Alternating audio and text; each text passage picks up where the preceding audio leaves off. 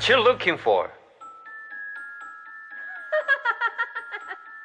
I love it! And now, the moment you've all been waiting for!